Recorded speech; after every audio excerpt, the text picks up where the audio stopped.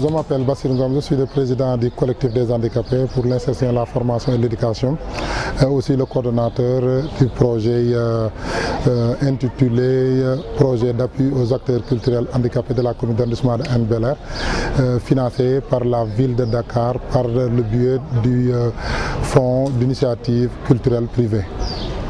Les objectifs de notre association sont multiples, mais je peux citer quelques-uns. Il y a l'éducation, il y a la formation, il y a la promotion des droits des personnes handicapées, il y a la promotion des acteurs culturels handicapés, il y a la formation des enfants handicapés et aussi leur alphabétisation. Du fait, même en ce moment précis, nous sommes en cours de vacances avec ces enfants-là, ici dans la commune d'arrondissement de Hann Bel-Air, plus précisément au centre socio-culturel.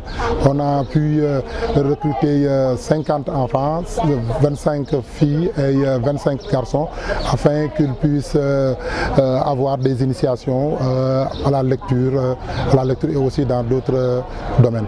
Les acteurs culturels handicapés rencontrent plusieurs contraintes, parmi lesquelles on peut citer l'accès à la formation, leur promotion, leur financement et aussi leur prise en charge.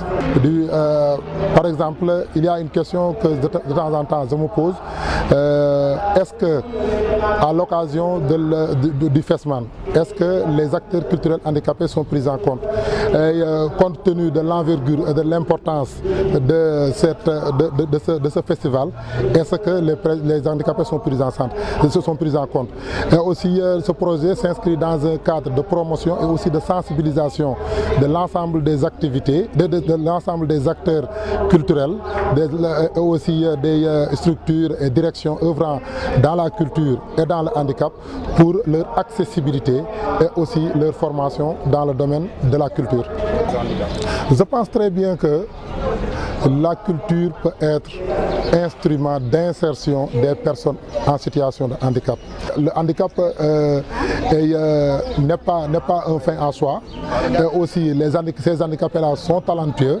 Et si, par exemple, on leur donne un financement ou bien on leur pousse un peu, je pense très bien qu'ils vont s'en sortir du fait que ce sont des self-made men. Ils peuvent apporter leur contribution au développement du pays par le biais de la culture et aussi exprimer leurs sentiments, leur discrimination et aussi leurs problèmes par le biais de la musique, en faisant des peintures, en aussi faisant de la poésie. Parce qu'on sait très bien que lorsqu'on prend l'exemple de la conseillère Madame Aïssatou Ndoye, qui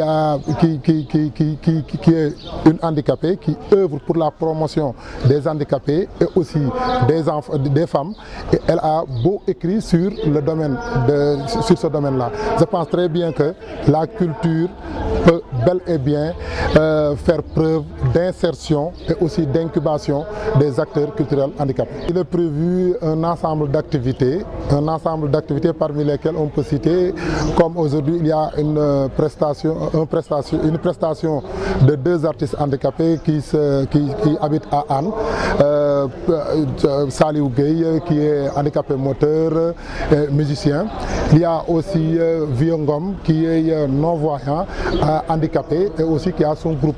Et aussi dans le programme, il est prévu d'ici le 3 décembre 2012 des expositions, des vernissages ici dans le centre socio-culturel de Hann Bel-Air en collaboration avec PEX Promotion des acteurs culturels et créatifs, dont nous leur saluons de passage et nous présenter nos remerciements.